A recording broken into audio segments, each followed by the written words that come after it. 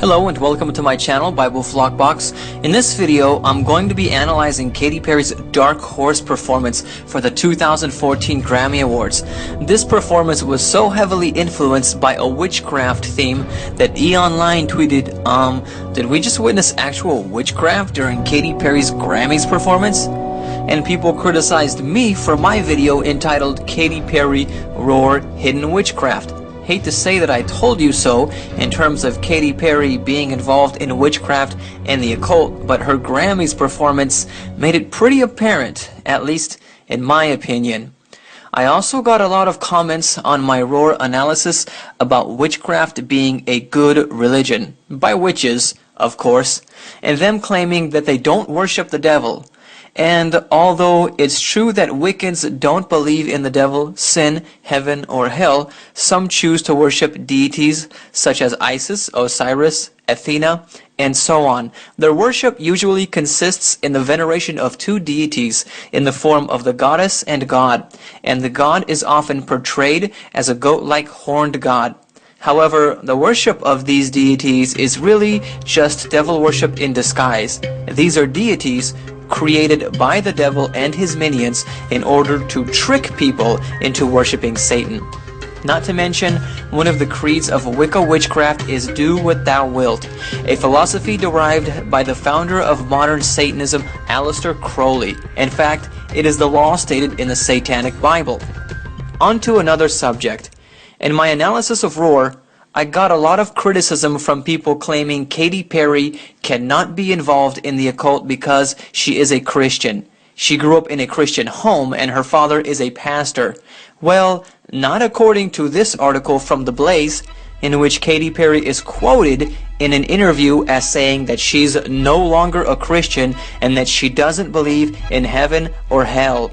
The article also goes on to inform us that she has left her evangelical faith behind, confirming that she is not a Christian and that she now gets her spiritual connection through the writings of Eckhart Tolle, a writer of books about metaphysics and spirituality. She also practices transcendental meditation, a form of mantra meditation. I did a little research on Eckhart Tolle and discovered that he claims no specific religion. Instead, his teachings draw from some of the most popular religions of the world, with overtones of pantheism, New Age philosophy, and a rejection of the divinity of Jesus Christ. Here are two of his books, entitled A New Earth and The Power of Now. They have sold millions of copies. I want to mention a few things about the dangers of transcendental meditation now. The definition of transcendental meditation is a technique for detaching oneself from anxiety and promoting harmony and self-realization by meditation, repetition of a mantra, and other yogic practices, promulgated by an international organization founded by the Indian guru Maharishi Mahesh Yogi. What that definition does not tell us, however, is that a mantra is a Hindu practice designed to invoke the gods and spirits into the lives of practitioners, until eventually the practitioner merges himself with the absolute deity known as Brahma, the creator of the universe and of all beings according to the Hindu cosmology. Getting straight to the point, Brahma is a pagan deity, and according to 1 Corinthians chapter 10 verse 20, pagan deities are no more than demons in disguise.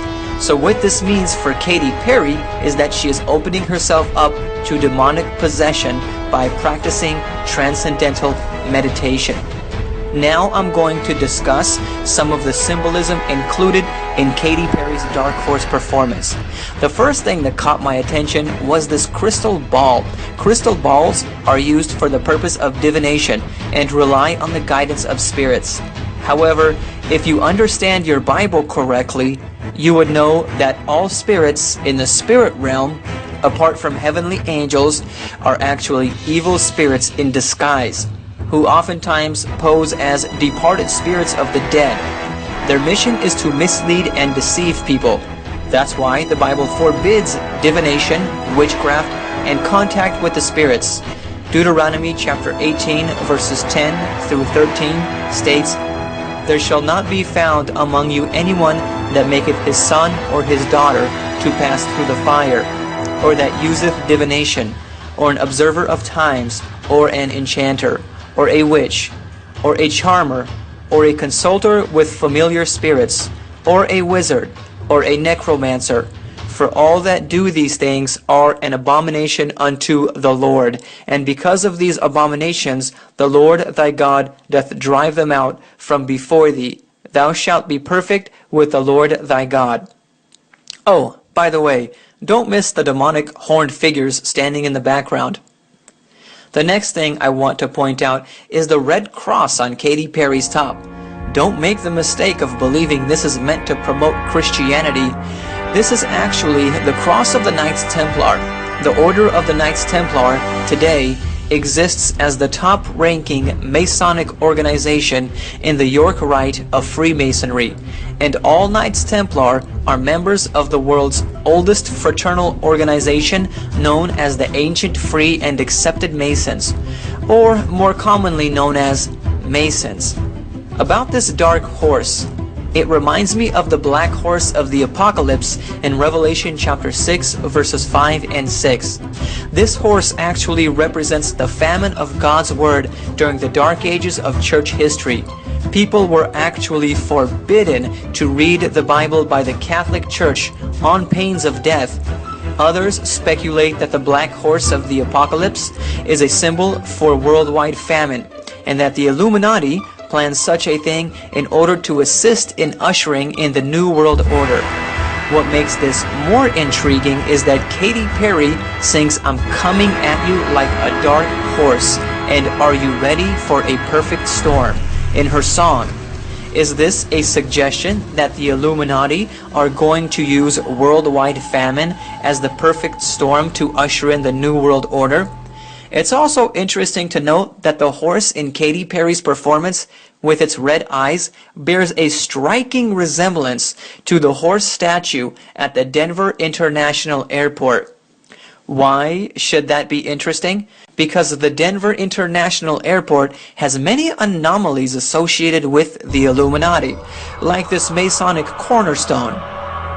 Then there's this mural of a soldier in Nazi-type attire wreaking havoc and oppressing people, including a line of weeping mothers holding their dead babies in their hands.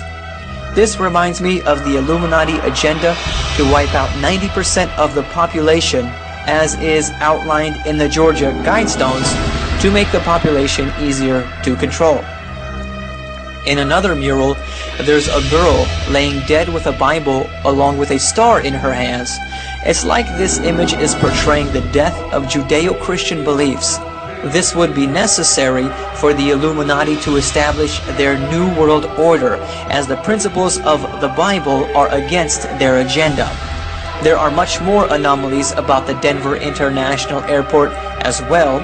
I'm not going to go into more details about that, but I'll include links to all of my sources in the description box if you would like to do more research on your own.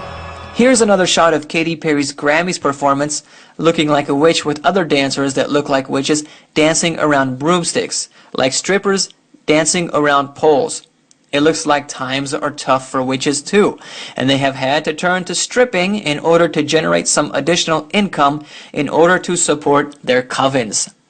Juicy J, who was also a part of the 3-6 Mafia rap group, made an appearance in Katy Perry's performance as well. Now, to analyze the lyrics a little bit more, they ominously sound like making a deal with the devil. Why I say this is because Juicy J sings, "She's a beast." This is associated with the devil, according to Revelation chapter 13, verses 17 and 18. It talks about the beast and his number 666. Considering that, Katy Perry symbolizes the devil. Now let's see if the lyrics fit. "I knew you were gonna come to me, and here you are, but you better choose carefully, 'cause I'm capable of anything and everything." This reminds me of when the devil tempted Jesus in the wilderness in Matthew chapter 4 verses 8 and 9. It says, "The devil taketh him up into an exceeding high mountain, and sheweth him all the kingdoms of the world, and the glory of them, and saith unto him, All these things will I give thee, if thou wilt fall down and worship me. Basically, the devil told Jesus, I'm capable of anything and everything if you just worship me. Let's continue analyzing the lyrics. Make me your Aphrodite, make me your one and only, but don't make me your enemy, your enemy. Aphrodite was the Greek goddess of love and beauty. What this actually means in terms of making a pact with the devil, I'm not sure. I'm just speculating. It could mean to honor and obey Satan, because that's what the Bible teaches us. It means to love God. In John chapter 14 verse 15, Jesus said, If you love me, keep my commandments. The phrase, don't make me your enemy, is a warning not to reject this offer. In other words, there will be detrimental consequences. I wonder if that's why we're seeing so much occultism in the music industry these days. Maybe these artists were offered a deal that they thought they just could not refuse because there were some serious consequences involved. Let's get back to Katy Perry's lyrics. So you want to play with magic? Boy, you should know what you're falling for. Baby, do you care to do this? 'Cause I'm coming at you like a dark horse. Notice I spelled magic with a K at the end. That's because it's more fitting with the witchcraft theme in Katy Perry's song. As a matter of fact, the free online dictionary defines magic as an action or effort undertaken because of a personal need to effect change, especially as associated with Wicca or Wiccan beliefs.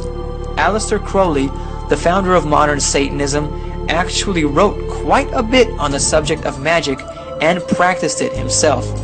Katy Perry continues her lyrical verse with these words. Are you ready for a perfect storm, 'cause once you're mine, there's no going back. The words, once you're mine, there's no going back, seem to be a reference to selling your soul to the devil. People who sell their souls to the devil are taught that it is a permanent pact and there's no going back.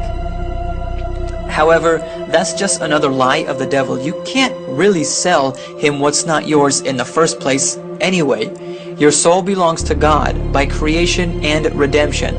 The devil just makes you think you sold your soul to him by giving you the desires of your heart, may it be money, fame, or success. However, he will at the same time lead you into a life of sin and destroy you. The last verse of Katy Perry's song, I Will Be Dissecting, is this one. Mark my words, this love will make you levitate like a bird without a cage. We're down to earth. If you choose to walk away, don't walk away. I believe this refers to the success that Satan helps people attain in this lifetime. It's no secret that Satan worshippers experience seemingly unlimited fame and fortune. It's like levitating or freeing a bird from his cage, breaking the limits and natural barriers of the world. Before I close, I just want to mention that if you would like to know more about Jesus and the Bible, please click on the link to the free online Bible study guides in the description box. Other than that, thank you for watching. This has been a Bible Flockbox presentation.